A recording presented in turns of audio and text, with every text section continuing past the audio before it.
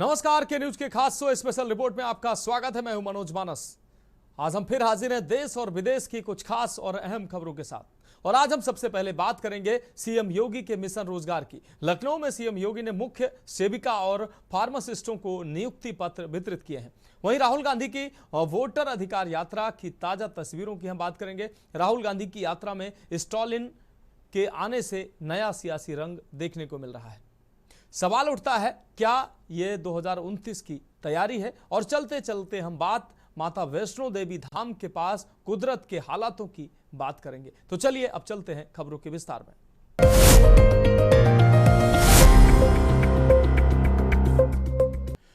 तो special report में पहली अहम रिपोर्ट की बात कर लेते हैं। मुख्यमंत्री योगी आदित्यनाथ लोक भवन लखनऊ में आयोजित कार्यक्रम में मुख्य सेविकाओं और फार्मासिस्टों को नियुक्ति पत्र वितरित करते नजर आए। आपको बता दें कि इन सभी मुख्य सेविकाओं का चयन उत्तर प्रदेश अधीनस्थ सेवा चयन आयोग के द्वारा किया गया है। यह खास रिपोर्ट देखिए। लोक भवन सभागार में नवचयनित लोगों में प्रमाण पत्र पाने का उत्साह था। मुख्यमंत्री योगी आदित्यनाथ ने जब 2425 मुख्य सेविकाओं और 13 फार्मासिस्टों को नियुक्ति पत्र वितरण का सिलसिला शुरू किया तो नवचयनित लोगों के चेहरे खिल उठे। मुख्यमंत्री योगी आदित्यनाथ ने समारोह में कहा कि देश और प्रदेश के युवाओं के सपनों को मंच देना सरकार का काम होता है, पर जब युवाओं से जाति धर्म के आधार पर भेदभाव किया जाता है तो क्षति सिर्फ युवाओं की ही नहीं बल्कि पूरे राष्ट्र की होती है। सीएम योगी ने कहा कि प्रदेश में 20 सालों से यही होता था। जब नियुक्ति का मौका आता था तो बंदर बांट होती थी। प्रदेश बीमारू राज्य नहीं था बल्कि राज्य का नेतृत्व करने वाले बीमार मानसिकता के थे, पर अब पूरी शुचिता के साथ नियुक्ति की जा रही है। सीएम योगी के मुताबिक जब चयन प्रक्रिया पारदर्शी और शुचितापूर्ण होती है तो आजमगढ़, शामली और अलग अलग जिलों की बेटियों का चयन किया जाता है। और कहा कि हमने देखा है कि थारू जनजाति की एक बेटी को अवसर मिला, जो दिखाता है कि चयन की प्रक्रिया शुचितापूर्ण है। अब जिले और जाति को देखकर नियुक्ति नहीं दी जाती है। मुख्यमंत्री योगी ने चयनित अभ्यर्थियों से कहा कि जब आप ईमानदारी से काम करेंगे और कठिन परिश्रम करेंगे तो सफलता जरूर मिलती है। ऐसे में अभ्यर्थियों की जिम्मेदारी है कि वो भी बिना किसी भेदभाव के काम करें और अपने कर्तव्य को पूरी प्रतिबद्धता के साथ निभाएं। आज आप इस बात को कह सकते हैं कि चयन की प्रक्रिया में आपके साथ न भेदभाव हुआ है, तो आपको भी किसी के साथ कोई भेदभाव नहीं करना। 25 करोड़ जनता के लिए आपको सेवा का अवसर प्राप्त हो रहा है। और याद करना, ये मिशन रोजगार के साथ हम लोग नियुक्ति पत्र वितरण के कार्यक्रम को इसीलिए जुड़ते हैं क्योंकि प्रधानमंत्री जी इस बात को कहते हैं कि यह इस बात का संकेत होना चाहिए कि किसी के साथ अन्याय नहीं हुआ है, न होना है। तो अगले व्यक्ति की भी गारंटी होनी चाहिए कि वह भी इस बात की गारंटी के साथ जुड़े कि कोई भेदभाव हम भी नहीं होने देंगे, न करेंगे। अगर यह जिम्मेदारी होगी तो हम न केवल अपनी सेवा के प्रति बल्कि अपने राष्ट्रीय कर्तव्यों का भी ईमानदारी पूर्वक निरूपण करेंगे। विपक्ष पर नकारात्मक मुद्दों पर राजनीति करने का आरोप। मुख्यमंत्री योगी ने इस मौके पर विपक्ष पर भी निशाना साधा। उन्होंने कहा कि जिन लोगों ने 20 साल से यूपी को बीमारू राज्य बना दिया था, वो अब भी नकारात्मक मुद्दे उठा रहे हैं। हम जर्जर विद्यालयों को ठीक करने का और पेयरिंग करने का काम कर रहे हैं और जो बेहतर विद्यालय हैं वहां पेयरिंग के बाद बाल वाटिका का शुभारंभ कर रहे हैं। इन लोगों ने इसका भी विरोध किया। अभी एक राज्य में जर्जर विद्यालय ढह जाने से बच्चों की मौत हो गई, क्या उनका जीवन लाया जा सकता है? हमने आंगनबाड़ी भवन बनाने का भी काम कर रहे हैं। जब प्रदेश का बचपन अच्छा होगा तो जवानी भी अच्छी होगी। कोई अनुमान करता था उत्तर प्रदेश में बेटियों का चयन इतनी बड़ी मात्रा में एक साथ होगा? एक साथ वे चयनित होकर के शासन के व्यवस्था का हिस्सा बनेंगे। और आज ये केवल महिला और बाल विकास विभाग में नहीं, अब तो यह जीवन के प्रत्येक क्षेत्र में हो रहा है। उत्तर प्रदेश पुलिस में अभी 2 महीने पहले हम लोगों ने 60,244 पुलिस भर्ती की प्रक्रिया को संपन्न किया। इस 60,244 में 12,045 केवल बेटियां भर्ती हुई हैं। 12,045। एक ही भर्ती में 12,045 बेटियां भर्ती हुई। याद करिए, 1947 से 2017 तक उत्तर प्रदेश पुलिस बल में केवल 10,000 महिला पुलिस कार्मिक थी। और यहां पर हम लोग जो भर्ती कर रहे हैं, उस भर्ती में पिछले 8 वर्ष में हम लोगों ने 40,000 से अधिक बेटियों को केवल उत्तर प्रदेश पुलिस बल में भर्ती किया। 40,000 से अधिक। मुख्य सेविकाओं का काम मां यशोदा की तरह। मुख्यमंत्री योगी आदित्यनाथ ने कहा कि आंगनबाड़ी में मुख्य सेविकाओं की जिम्मेदारी मां यशोदा की तरह है। जिस तरह मां यशोदा ने बच्चों का पालन पोषण किया, वैसे ही आपकी भी जिम्मेदारी है कि आंगनबाड़ी केंद्रों की देखरेख करें। याद रखें कि जब भी भगवान श्री कृष्ण का नाम आता है तो मां यशोदा का भी नाम आता है। इस मौके पर मुख्यमंत्री योगी आदित्यनाथ का आभार जताते हुए प्रदेश सरकार की महिला कल्याण, बाल विकास सेवा एवं पुष्टाहार मंत्री बेबी रानी मौर्य ने कहा कि ये दिन प्रदेश की प्रगति का दिन है, महिला आत्मशक्ति का दिन है। सहायिकाओं के मार्गदर्शन में आंगनबाड़ी की देखरेख होती है। प्रदेश में 2 करोड़ से ज्यादा लाभार्थियों को पोषण सामग्री दी जा रही है। 14,535 आंगनबाड़ी का पुनरुद्धार किया गया है। कन्या सुमंगला योजना के तहत अभी तक 26 लाख बालिकाओं को 600 करोड़ से ज्यादा का लाभ दिया गया है। वहीं 37 लाख महिलाओं को पेंशन दी जा रही है। स्पेशल डेस्क के न्यूज इंडिया। तो स्पेशल रिपोर्ट में वक्त एक ब्रेक का है। ब्रेक के बाद अगली रिपोर्ट का रुख करेंगे।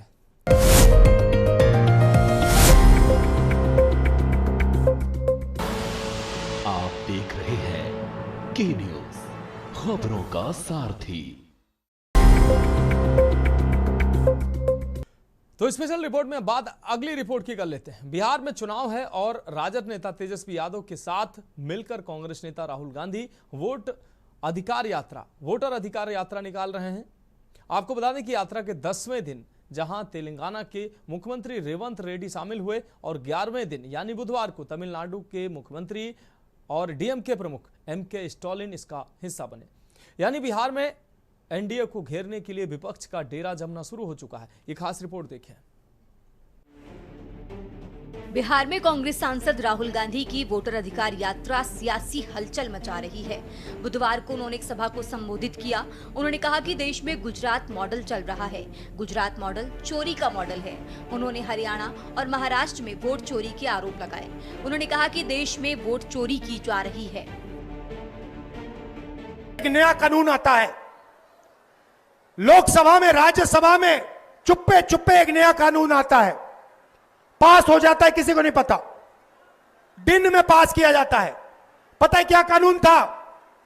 कानून था कि कुछ भी हो जाए, इलेक्शन कमिश्नर कुछ भी कर दे, उनके खिलाफ कानूनी कार्रवाई नहीं की जा सकती। अब आप मुझे बताओ, ऐसे कानून की क्या जरूरत? अगर ईमानदारी से इलेक्शन कमिश्नर काम कर रहा है तो ऐसे कानून की क्या जरूरत? भाइयों और बहनों, किसान को पीटकर जेल में डाल देते हैं, मजदूर को 2 जूते मारकर जेल में डाल देते हैं, युवा पेपर लीक के बारे में धरना देता है, लाठीचार्ज होता है, अंदर कर देते हैं, एफआईआर लग जाते हैं।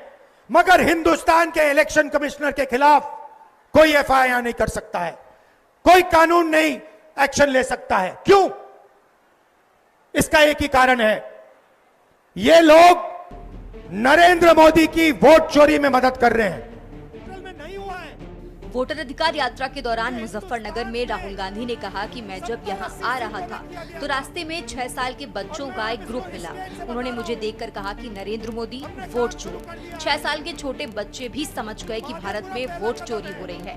राहुल ने कहा कि कुछ दिन पहले अमित शाह ने कहा था कि बीजेपी अगले 40 साल तक सत्ता में रहेगी। अब राजनीति में कल क्या हो कोई नहीं जानता, लेकिन अमित शाह को अगले 40 साल का भविष्य कैसे पता है? कैसे? क्या वोट चोरी से? सभा में नेता प्रतिपक्ष राहुल गांधी ने केंद्र सरकार और चुनाव आयोग पर बड़े आरोप लगाए। उन्होंने कहा कि यात्रा अब पूरे बिहार में लोगों और यहां तक कि बच्चों के बीच भी चर्चा का विषय बन गई है।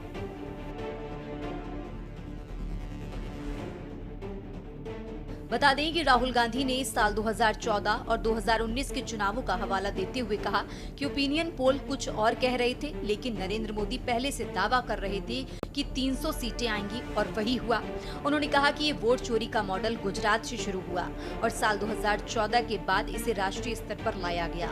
उन्होंने कहा कि पहले सबूत नहीं थे, इसलिए कुछ नहीं कहा, लेकिन महाराष्ट्र और कर्नाटक में वोटर लिस्ट और वीडियो रिकॉर्डिंग से बड़े स्तर पर गड़बड़ी सामने आई है। राहुल गांधी के मुताबिक एक विधानसभा क्षेत्र में 1 लाख फर्जी वोट मिले और हजारों डुप्लीकेट पकड़े गए। भाइयों और बहनों, ये सिर्फ कर्नाटक सेंट्रल में नहीं हुआ है, ये हिंदुस्तान में 70-80 सीटों में किया गया था। और मैं आप इसको स्टेज से बता रहा हूं, हमने काम शुरू कर दिया है। माधेपुरा पहला कदम है। हम आपको दिखाएंगे कि असेंबली इलेक्शन चोरी किए जा रहे हैं, हरियाणा चोरी किया गया, महाराष्ट्र चोरी किया गया, लोकसभा चोरी की गई। हम दिखाएंगे आपको सबूत के साथ, जैसे हमने माधेपुरा में दिखाया, सबूत के साथ हम आपको दिखाएंगे। राहुल गांधी के मुताबिक हरियाणा और महाराष्ट्र में चुनाव चोरी हुए हैं और वे इसका सबूत देंगे। राहुल गांधी ने इस संविधान को हमारी आत्मा की किताब बताया और कहा कि इसमें हर नागरिक को एक वोट का अधिकार दिया गया है, लेकिन बिहार में 65 लाख वोट काटे गए। इसमें सबसे ज्यादा असर दलित, पिछड़े, अल्पसंख्यक और गरीब वर्गों पर पड़ा है, जबकि अमीर लोगों के वोट सुरक्षित रहे। तीखी धार तेजस्वी की ललकार। वोटाधिकार यात्रा में आरजेडी नेता तेजस्वी यादव लगातार राहुल गांधी का कंधे से कंधा मिलाकर साथ दे रहे हैं। सभा के दौरान तेजस्वी यादव ने बिहार के भ्रष्टाचार का मुद्दा भी उठाया। इस एनडीए की सरकार में घूसखोरी बढ़ी है कि नहीं बढ़ी है? बढ़ी है। एसआईआर में आप लोगों को आवासीय प्रमाण पत्र बनवाना होता है, जातीय प्रमाण पत्र बनाना होता है, देना पड़ता है कि नहीं देना पड़ता है घूस?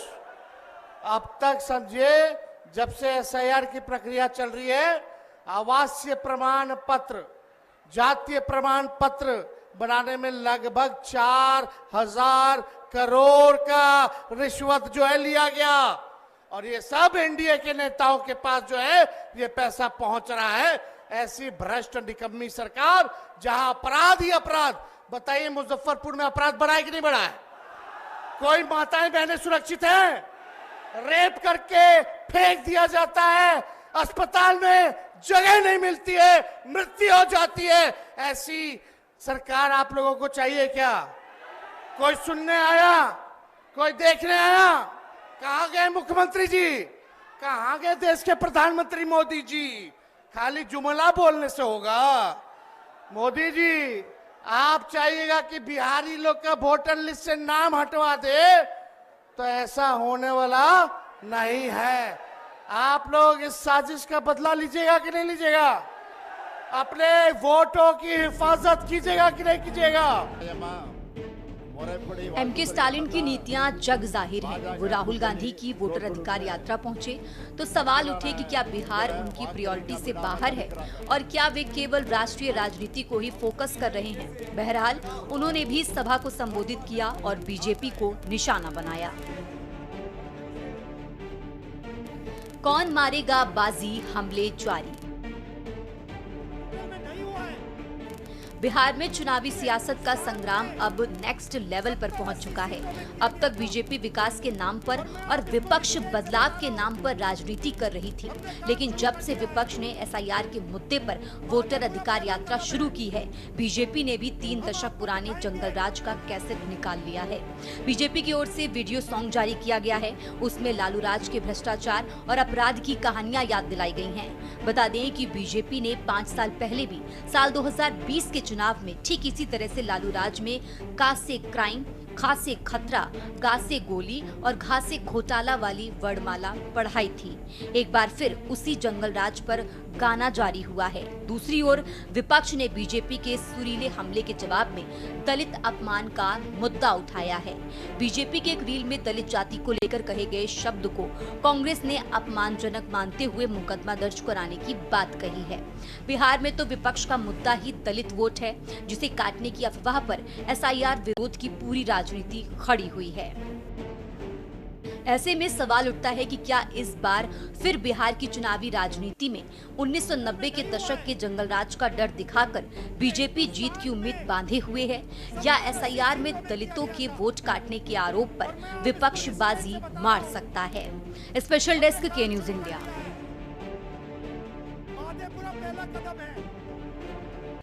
तो स्पेशल रिपोर्ट में बात अगली रिपोर्ट की करते हैं।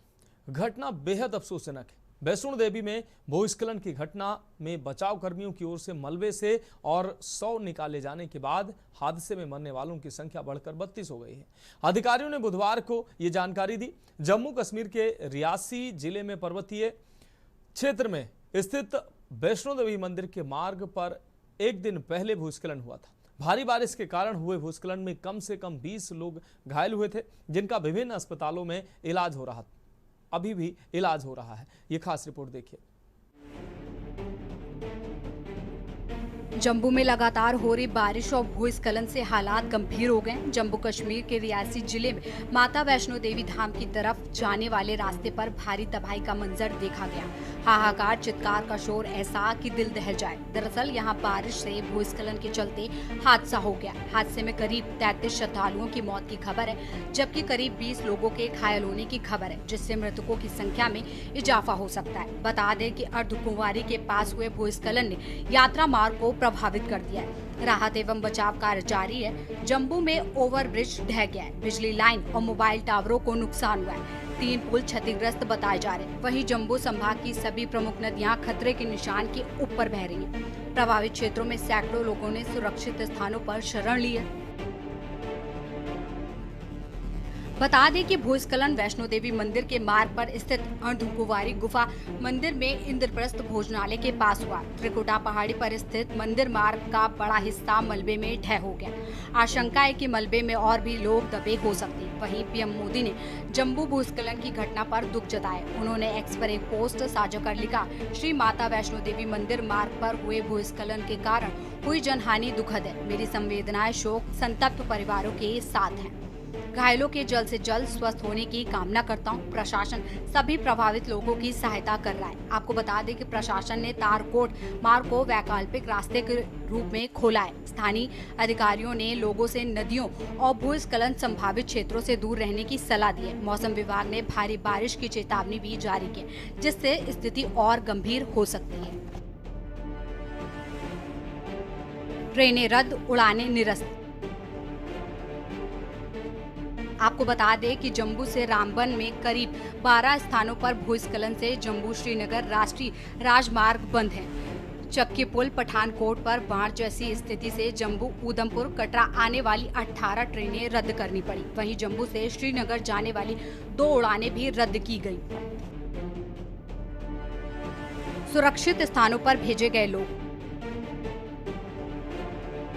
आपको बता दें कि भगवती नगर में तवी नदी पर बने पुल के एक हिस्से के धंस जाने से वाहनों की आवाजाही बंद कर दी गई है। शहर में तवी के 3 पुलों पर भी वाहनों की आवाजाही नियंत्रित की गई है। पूरे शहर में अफरा तफरी का माहौल देखा गया। दूरसंचार सेवाएं ठप होने से लोग अपनों से संपर्क नहीं कर पा रहे। जम्मू पठानकोट मार्ग पर बड़े वाहनों की आवाजाही बंद करनी पड़ी। वहीं किश्तवाड़ जिले में चिनाब नदी का जलस्तर बढ़ने से बड़ा द्राबशाला रतले पावर प्रोजेक्ट के पास लोहे का पुल बह गया। जानकारी ये मिली है कि दिल्ली कटरा एक्सप्रेस वे के पुल निर्माण को नुकसान पहुंचा है। कई जगह शटरिंग बह गई।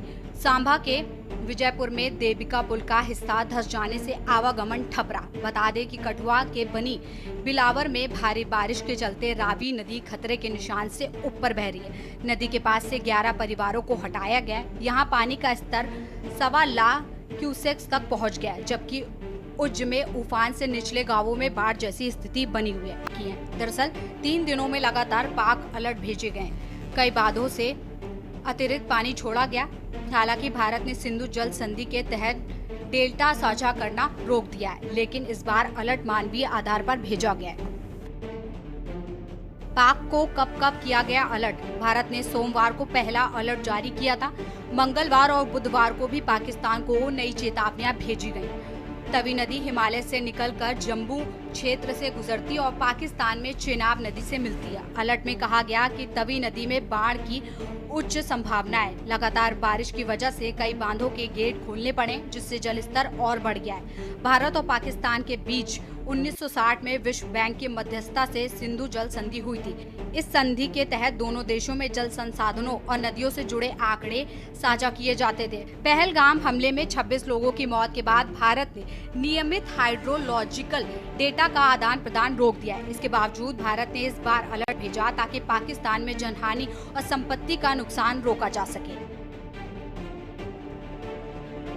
आपको बता दें कि उत्तरी राज्यों में भारी बारिश के कारण नदियां उफान पर है। पंजाब में सतलुज, ब्याज और रावी नदियां और कई छोटे छोटे मौसमी नाले खतरे के स्तर के ऊपर बह रहे। वहीं जम्मू में भी लगातार बारिश ने नदियों को उफनाने पर मजबूर कर दिया है। दरअसल जलस्तर इतना बढ़ गया है कि प्रशासन को मजबूर होकर प्रमुख जलाशयों के गेट खोलने पड़े। अधिकारियों का कहना है कि अगर पानी रोका जा सकता तो बड़े हादसों की आशंका और बढ़ जाती। स्पेशल डेस्क के न्यूज इंडिया।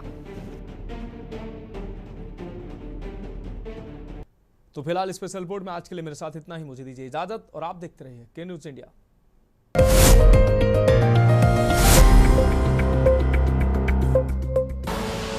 आप देख रहे हैं के न्यूज, खबरों का सारथी।